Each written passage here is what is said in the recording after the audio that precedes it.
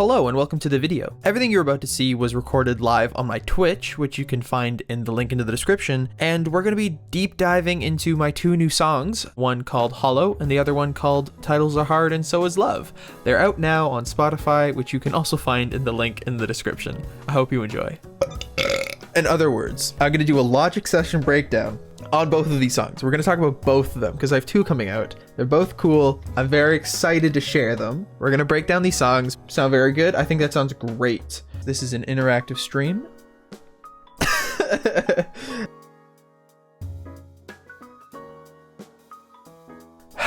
This is exciting. This is really, really exciting. Let me welcome you to Logic. This is Logic. Everyone say hi to Logic. And this is the session for the first song. It's a very personal preference which DAW you use, but I like Logic. This song's called Holo. This is the part of the video where I remind you that if you haven't listened to the songs, now is a great time to pause, go listen to the songs, and then come back and get hype while watching the rest of this video. You paused? You're back? Okay, cool. This is Holo.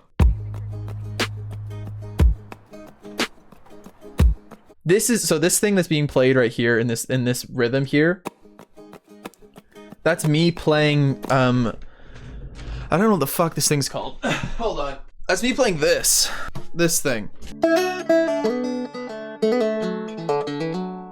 So that's me going like, how did I do it? So that groove, this like triplet over a 4/4 beat where it's like 1, 2, 3, 4. To me, it's just like and I played it so sloppily. It's so poorly played. It's so out of time. I do not care. I found two sections of it that like kind of sounded good together. It just has this like rhythm to it that's like really bouncy. And then coupled that with like a kick, super kick and snare like conversation. You're just like, it's just like this bouncy like thing that I just love. There's something weird like how sloppily I played it with the kick and the snare that just comes in together. It's cool. That's the kind of basis of this whole song. We're gonna bounce around the song a little bit, but we are gonna start at the beginning. So what's going on here is this. You got this, the fucking paddle guitar thing that I chopped up. So it's like going back and forth between your ears. So it's a little bit ambiguous on what the rhythm is. When it starts, you're kind of thrown off. On top of that, this pad comes in just like warm and tasty, just to sort of reinforce. I think it's just playing a D. I think this song's in D. This whole song's a little bit wonky in the sense that I didn't really care about rhythm that much. Like I liked the rhythm, but like I didn't want to quantize the triplets to be exact triplets. So everything's a little bit out of place, but the kick and snare are dead on time. So I knew that everything else can still sort of mesh to that kick and snare. Here's the kick, there's the snare, there's the relationship that I'm feeling in the song. I can ground myself there, and everything else can be in relation to that. You relate yourself to the kick and snare, and everything else can be a little bit goopy around it, which is fine because I was in a silly goopy mood. On top of all of that, you get the craziest thing I've ever done ever, and I love it so much, vocal chops. That is arm of me. No clue what I'm saying. I did the vocal chops before I did the lyrics. This whole first little intro bit was just done, and I was like, all right, now let's write a whole song, I guess. I used some like Logic preset telephone vocals with like some automation. You can see like there's these orange lines in some of the tracks and a pitch shifting and things, but it sounds like this. Mm-hmm. No, don't even. I don't really know. You know. It happens, you know. It'll be. The whole song starts out on this like very disorienting, like you can't pick up on what's being said and you can't fully ground yourself on the rhythm. So it's a little bit what's going on, and then it comes in with kick immediately. Now I really want to talk about how fucking sick this bass that comes in. So this section here is really sick. You get these vocal chops. That whatever that sound is so cool because it leads into like, it must like, I don't know what I did, but it must like pitch past where the bass is going to start playing. So it sounds with the bass, this trap bass that Logic has that I think distorted and then did some other things too, and like bounced and then did some other stuff too. Sounds like this. If you have too much like low end clash, you got to deal with your low end frequencies if you want the rest of your song to sound good, because then if there's too much low end, then it's just gonna muddy up your entire song. I haven't done Pineapple Sunglasses in forever, baby. Let's talk about this frickin' song. This is my favorite. This is one of my favorite parts of this song, and it's the way that the bass just comes in your face.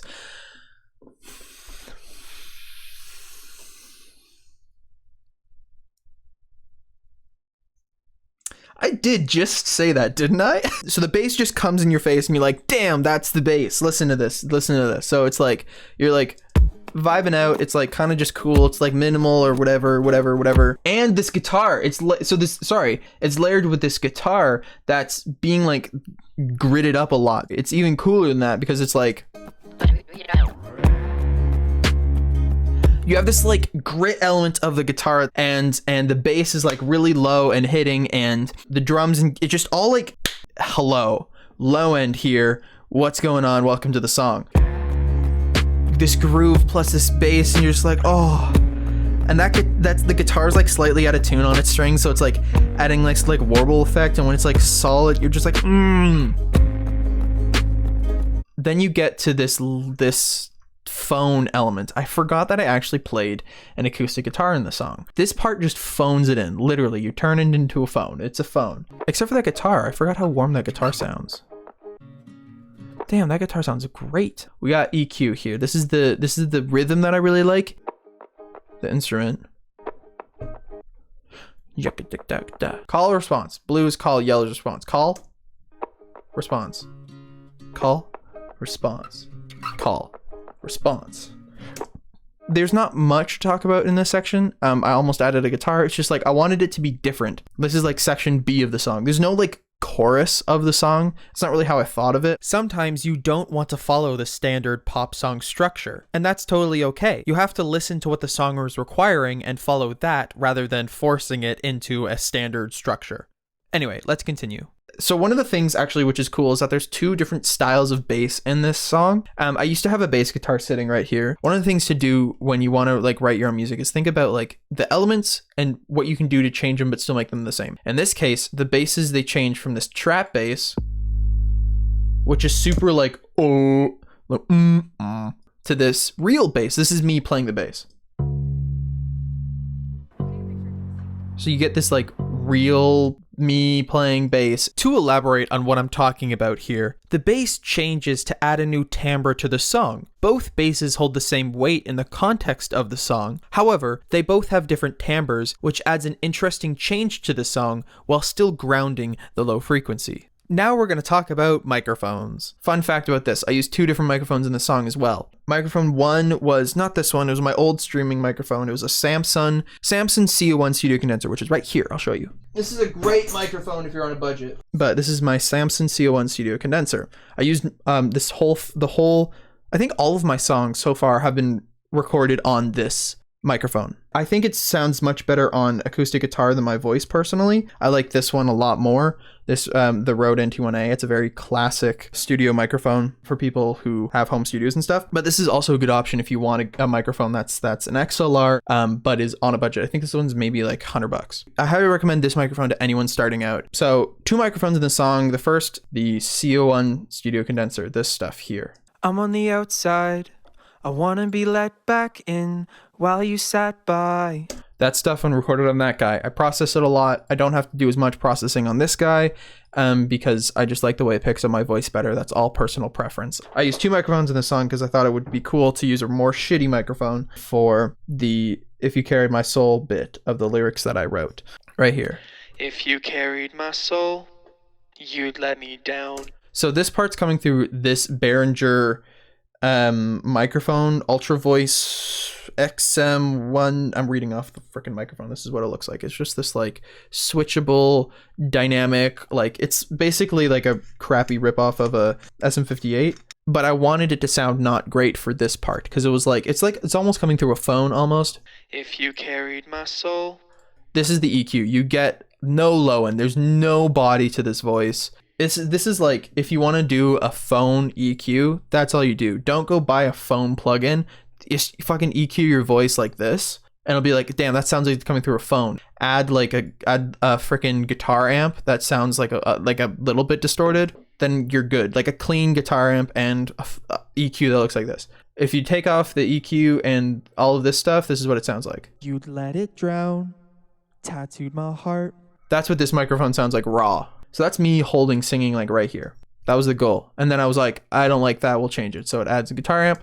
If you carried my soul. A little bit of drive, but you want this EQ phone effect.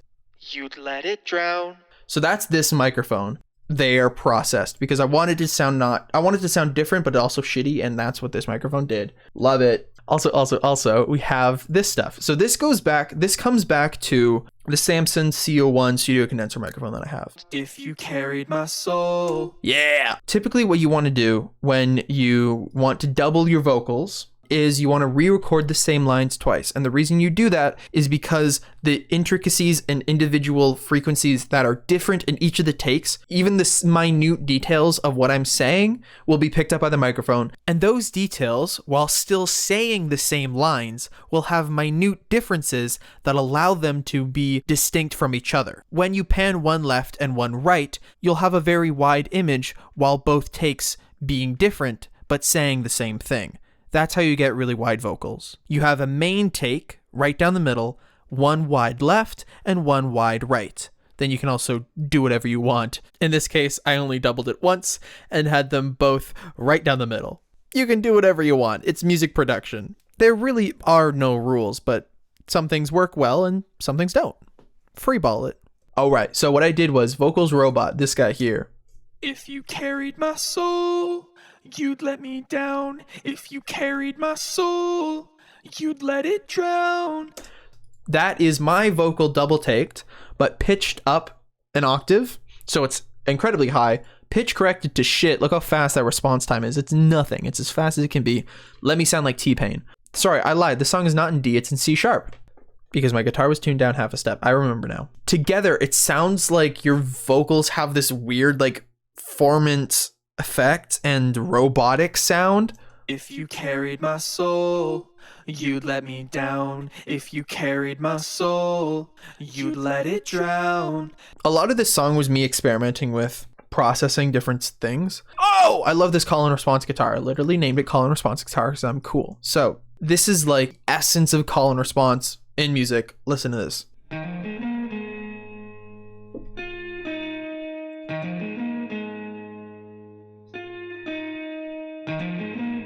Call and response, and I wanted it, one's way the hell over here, the other is way the hell over here, and then it also has this guitar that's on top of it. It sounds like this. And that's me playing a guitar, of course it is. I think that guitar sounds really cool. Endless Summer is a nice Logic preset.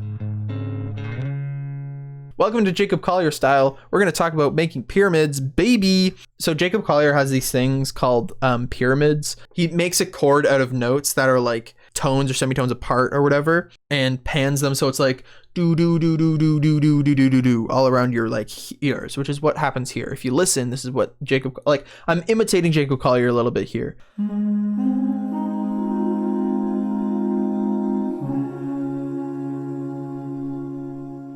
Which is nice. So I have this dominant seventh chord, and then it resolves to its tonic. Lovely. Jacob Collier does way, way crazier pyramids. That's what a pyramid is, and that is actually call and response to this here.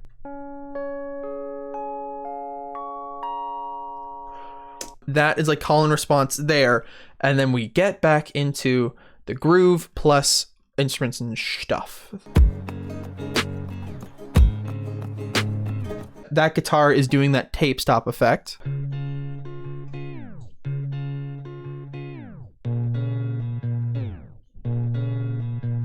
And then we also get this piano that comes in later here. Listen to that fucking bass. That was that tape stop effect again on this piano.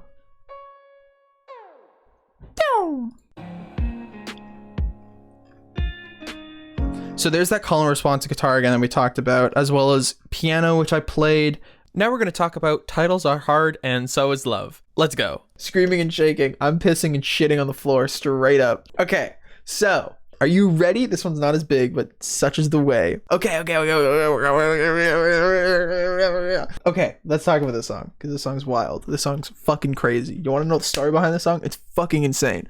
So I had an exam at like 5 o'clock, and at 2 I started the song and I recorded the vocals, and then I took my exam and got a 90, I think. All of the things are labeled very poorly. Everything's labeled so poorly because the song came so fast that I was just trying to get the ideas out and didn't worry about naming the tracks correctly or anything. My guitar was in a really cool tuning, and I just kept playing and layering everything. So welcome to the tuning.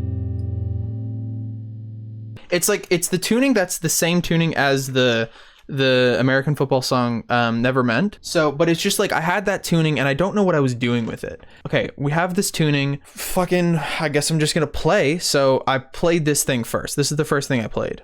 And like I set it on loop and was like, I'm just gonna play it. So this is how the song came together. So actually, originally it started with this riff on the piano.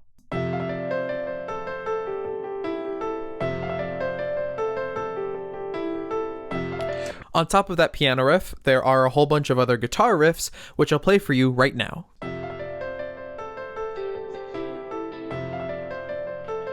And you're just grooving. So I had that, and I was like, okay, cool. Audio 1, and then I had this.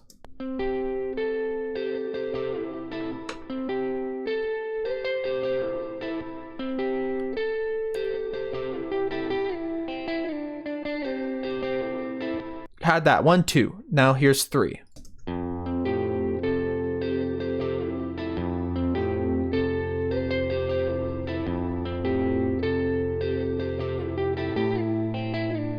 And here's 4. 4's the riff, you know what I mean? I want to get good at these types of... They're so cute and lovable, I totally agree. God, cute and lovable shit is my fucking... Ah! Okay, there's 4. Where's 5? This is 5. Ready? Here's 5.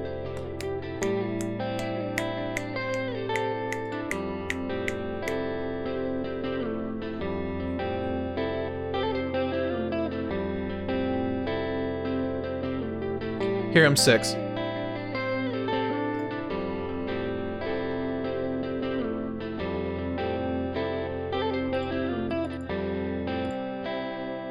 This is 6. Really quiet. I think that's just a doubling of some other stuff. This here, that's 7.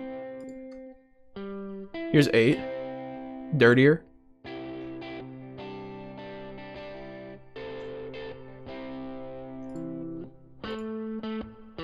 That's what I would call the bass, but I don't have a bass in the song. So all together, we got 1, 2, 3.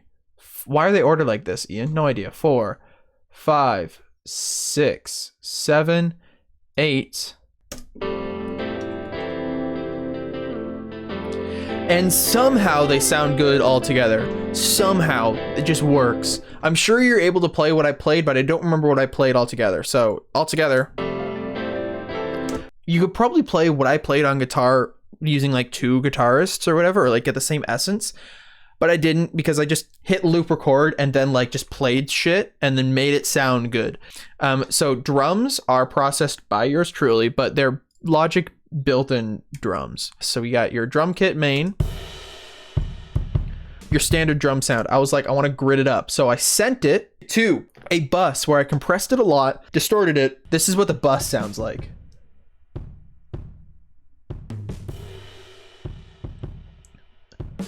It's so gritty. All of the drums are being sent. They're coming out of 2 channels, basically. The main one, which is just the whatever, but also the same information is being sent to a bus, which has distortion on it. And both of those things I can mix individually. So together they sound like this. Just really big. And then on top of that, we have these shakers. Which is like, this is the like, like so much energy in just like a shake, like a shaker that's and a okay snare fill, but also like a ride cymbal with a tremolo effect that's just slowly going back and forth between your ears. Together they have this like energy to it where it's just like this double time, but like you're still going fast, like this kind of vibe to it, which is sick. The whole song is just that loop.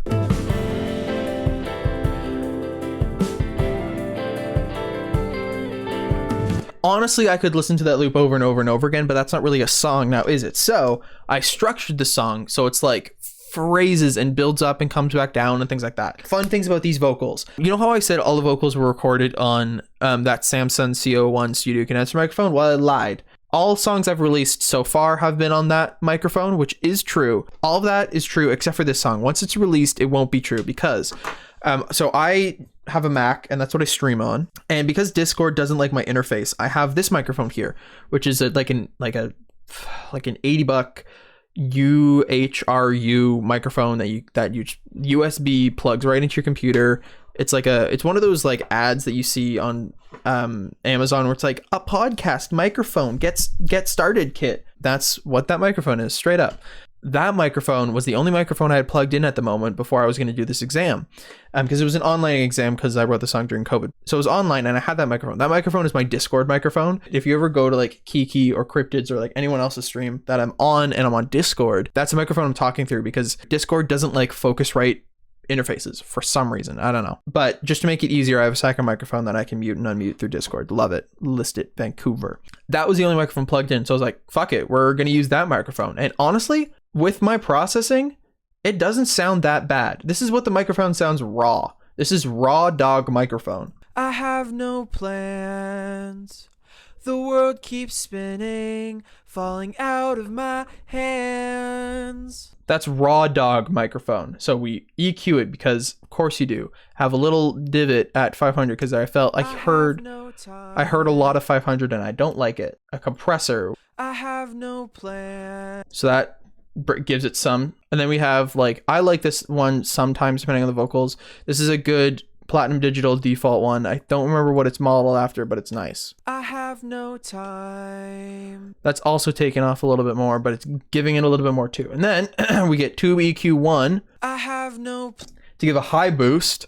Plan. See that high end that just comes through? The world keeps spinning, falling out of my hands. On top of that, we have a Tube EQ, which is doing a low boost and a little bit more high boost in a different range. Sounds like this. I have no plans. The world keeps... You'll love to see it. You got that. You got it good, get it good, got it good. And then on top of that, we're also sending it to a reverb. So yeah, reverb, because reverb is nice. I have no time. I have no plan.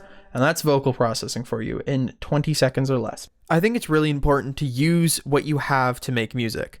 I didn't have a good microphone plugged in, but I did have this USB microphone, so I used that. It's really easy to get hung up on, oh, I don't have the best guitar or I don't have the best microphone. But if you use what you have, then you can get good at what you have and then improve your music with what you have. And when you do get new stuff, it'll sound even better because you can make it work with what you have already. Let's go to the dadas. I love the dadas. To take a breath.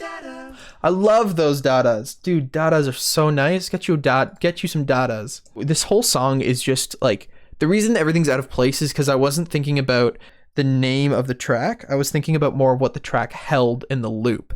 And then I moved that loop around and gave it the whole phrasing of the whole song. And again, I did a lot of this song in an afternoon. I didn't mix it in the afternoon or master it in the same afternoon because of course I had an exam to go to, but everything in this song was recorded in an afternoon. And that's what's amazing about making music sometimes. Like sometimes songs come very fast and sometimes they don't, and that's okay. Like sometimes I write whole songs in afternoons and other times I only write a stanza or only write a phrase or sit at a computer and stare at it or cry on my guitar. Like sometimes songs come and sometimes they don't, and sometimes you need to work on them and sometimes you don't need to, and that's all good. Fun stuff about these songs is that they're both written around the same time someone's journal was written. They didn't fit on the EP because the EP had this like vibe to it, and then these were just not that vibe. I held them for a while and then I let them go. But these were just two songs that I really liked